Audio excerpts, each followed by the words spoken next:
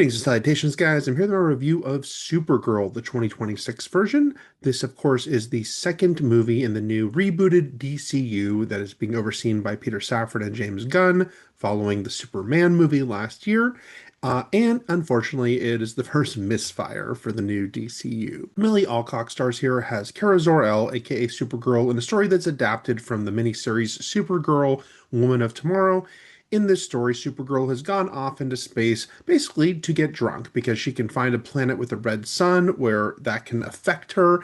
And she's in the middle of a bender when she is approached by a young girl, Ruthie, who wants revenge. Her family has been killed by a guy named Krem, and it gets pretty personal for Kara pretty quickly because Krem does something that is absolutely despicable, and he tries to kill Crypto, Kara's dog, and Crypto needs an antidote that only Krem has. So now Kara and Ruthie set out to find this guy. Supergirl is written by Anna Nogueira and is directed by Craig Gillespie. Gillespie is an interesting guy. He's got a very eclectic career, and he's directed a lot of movies that I have really liked, and that includes the Fright Night remake. That includes I, Tonya, and it includes Cruella, which is a movie that on paper should have been bad, but I think was very entertaining, had a good style to it.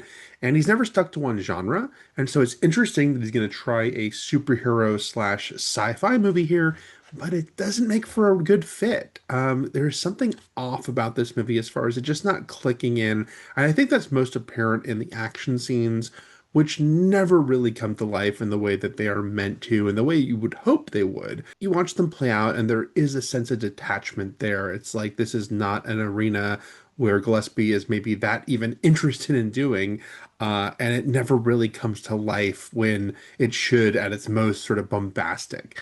The movie's best moments are smaller character moments, but we're following along on this sort of epic journey, and you want these big moments to pop that just really don't. But the movie has a big shining strength at the center of it, and that is Millie Alcock has Supergirl. This is a great performance. She is so likable as this character. She is obviously meant to be a very flawed hero. We meet her, she's kind of a mess. She's going out into space specifically to get drunk. She has got plenty to deal with in her backstory, that we're going to see play out in the movie through flashbacks, but you really are rooting for her. And I think the performance is so winning, and the sort of sardonic and yet inherently likable nature that she brings to it is so strong. It made me really wish the movie was stronger around her, even as I kept being very happy that she was both the casting decision, but also that I think that character is written very well. And I think that, what makes the movie work at all, and what makes this movie not a bad movie, but just an okay movie, is the fact that you really do like its central character and you enjoy spending time with her. And she gets a good sidekick character with the young Eve Ridley playing Ruthie. I think Eve Ridley does a very good job playing this young girl who is, very forthright and is very driven, but is obviously in over her head and sort of desperate to get this revenge that she is seeking, but doesn't really know what to do or how to do that. And I really did enjoy the dynamic between them. As I mentioned, this is based on a specific comic book story called Woman of Tomorrow. And I did know going in that there was no way they're going to adapt everything from the comic, that just in terms of screen time, they're going to be cutting some stuff away. I don't want to dwell on it as an adaptation because I don't think that's fair, mostly because I know so many people going to see this movie won't have read that comic. I will say, as a big fan of the comic, no, this doesn't capture everything I love about the comic. Not just in terms of the fact that they cut off a lot of the sort of side story stuff, and the fact that it was the same central story, but that there'd be a lot of issues that were just kind of what happened to Kara and Ruthie along the way as they stopped at different planets looking for Krem, and these kind of mini adventures. And there was a big melancholy feel to the comic, and it was basically about Ruthie learning how the universe worked because she'd never been to anywhere else but where she was from. Uh, and a lot of that isn't captured, and that's a disappointment. And I also don't like how Krem is adapted, who I thought was a more interesting villain in the comics. I don't like the visual makeover they gave him, which is too busy and kind of takes away, I think, from in the comics where he looked more like basically like he could be a heroic fantasy figure and instead was a really awful person. And Matthias Schoenaerts does what he can with the role, but it's kind of a nothing villain. They make him a little bombastic. They make him, a little showy. But he's not that interesting as a villain, which is too bad because this is such a specific revenge story that you want to hate this guy more than you do. You hate him for what he's done, but you don't hate him actually for how he acts as much as I think you could in a different version of this story. But yeah, pushing aside all the adaptation stuff of it, I just think this movie does exist in this kind of okay place for so much of the running time. And, there are a lot of jokes that just sometimes they work, but sometimes they don't. There's too many that fall flat. There is a lot of songs used, and a couple of them early on I was really happy with. I love when Kara wakes up with a hangover to Rilo Kiley, all for it. But then they go really heavy on pulling in all these songs, and sometimes it feels very self-conscious. It reminded me of Suicide Squad, the first one. Again, James Gunn, so good at his song choices, has proven in many movies, including The Suicide Squad. But the first Suicide Squad felt like it was sort of desperately throwing songs in left and right. And that feels like the case here sometimes with Supergirl, where you're like, I don't know if we needed that needle drop at this particular moment in the film, and I think the score would have been a better choice here. Circling back, though, to the strength of Kara as a character, I really liked the flashbacks they do here to what was her life on Krypton and what happened with the city she lived in. And if you know your Supergirl lore, there's something specific that happened with that city that didn't happen to the rest of Krypton. And I think it's really well done. And I really like the performances in these flashbacks. Emily Beecham and David Krumholtz has Kara's parents. These actors are all asked to only speak in Kryptonian, a fictional language, and they do it really well, which is to say, I think they're giving really good, powerful performances while speaking a made-up language. And you've got these scenes with Millie Alcock and David Krumholtz speaking to each other, emotional scenes between a father and a daughter, and I really bought into everything that they were selling emotionally, even though it was funny to think, oh, they're speaking Kryptonian in this moment, subtitled Kryptonian. But yeah, I keep circling back to how Gillespie doesn't really seem to mesh well with this type of material. It's such a stark contrast to James Gunn, who, of course, is so at home in comic book movies and directed such a great Superman movie last year that so fully embraced all of its comic book trappings and how crazy it all is with, this feeling of like, we are all in on this. And isn't this fun? Isn't it great that we're in this comic book world where all these crazy things can happen?